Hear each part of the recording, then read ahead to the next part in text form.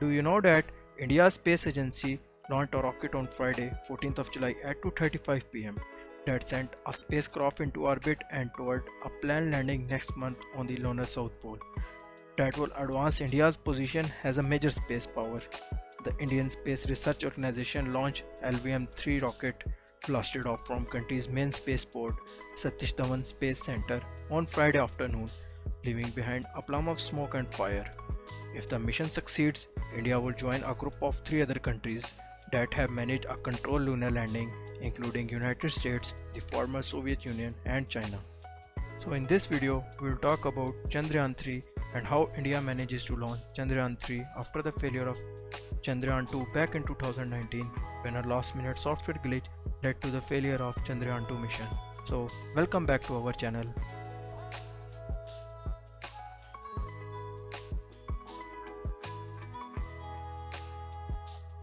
Now the question arises, will it land safely? At the time of Chandrayaan-2, the rover and the lander had crashed on the lunar surface rather than landing softly.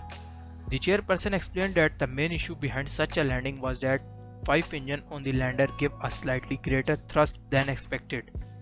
To determine the site of the landing, the lander had to click images by remaining stable during the period. This is when error took place. The current mission, however, is designed after considering all these errors. The very first change that deserves attention is that the landing area has been expanded.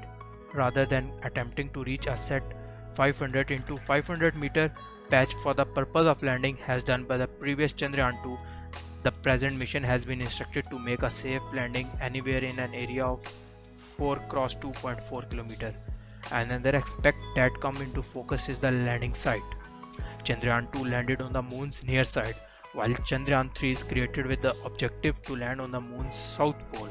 The south pole is a very important region for lunar exploration, as it is thought to be rich in water ice. Finally, Chandrayaan-3 will be a more autonomous mission than Chandrayaan-2. The lander and rover on Chandrayaan-3 will be able to operate more independently, as there will be no human intervention possible once they land on the moon.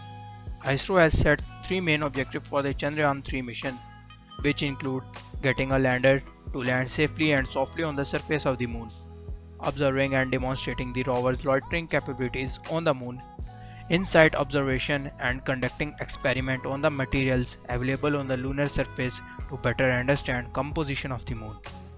Chandrayaan-3 is equipped with a lander, a rover and a propulsion module and weighs around 3900 kilograms.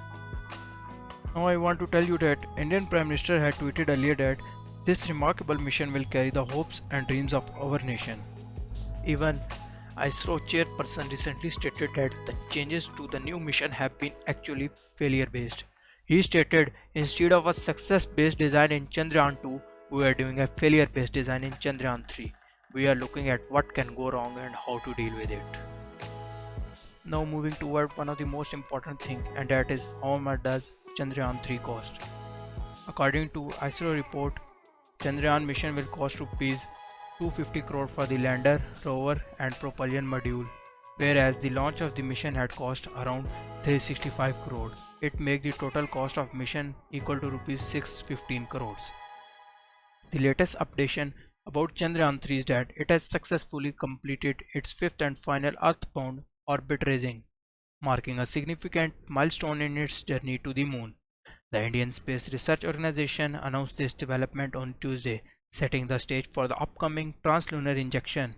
The TLI scheduled for August 1, 2023 is a crucial step in the mission. This will slingshot the spacecraft towards the moon, marking the beginning of its lunar journey. At last, I just want to say that I hope that Chandrayaan-3 will reach its destination on time and will land safely on the moon. But I have a question for all of you. Will Pakistan be able to launch their first ever rocket towards the moon?